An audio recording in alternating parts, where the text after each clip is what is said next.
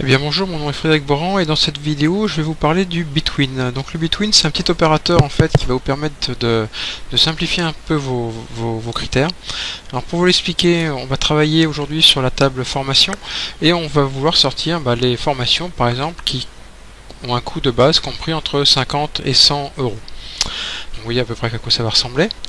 Donc on va faire créer requête, ça vous avez l'habitude.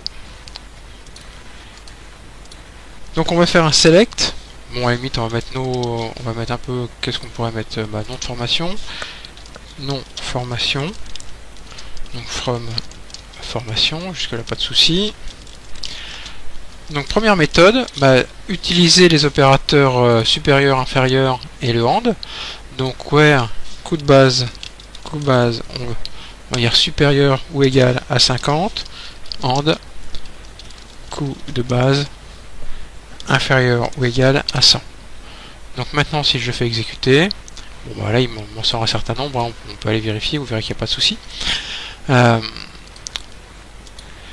Ça peut être compliqué lorsque notamment ici vous avez des requêtes imbriquées ou des calculs par exemple. Vous avez quelque chose qui est beaucoup plus simple en écriture, c'est le between.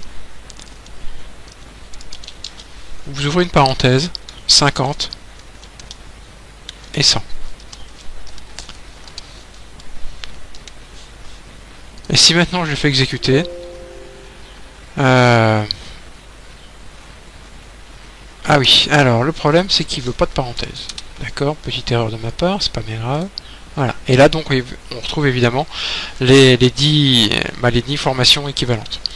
Donc qu'est-ce qu'il faut retenir en fait du Between, c'est que il prend les éléments ici qui sont supérieurs ou égal à la valeur de minimum et inférieur ou égal à la valeur maximum.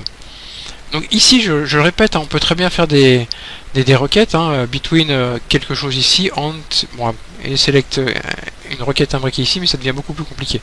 Voilà, donc le between en lui-même n'est pas indispensable, mais il va vous éclaircir énormément vos requêtes. Voilà, donc je vous laisse vous abonner à mon site, à ma chaîne, allez visiter mon site où je vous présenterai pas mal de requêtes comme ça. Et on se retrouve dans une prochaine vidéo pour parler des différentes fonctions qu'on va pouvoir utiliser dans Access et dans le SQL. Je vous remercie.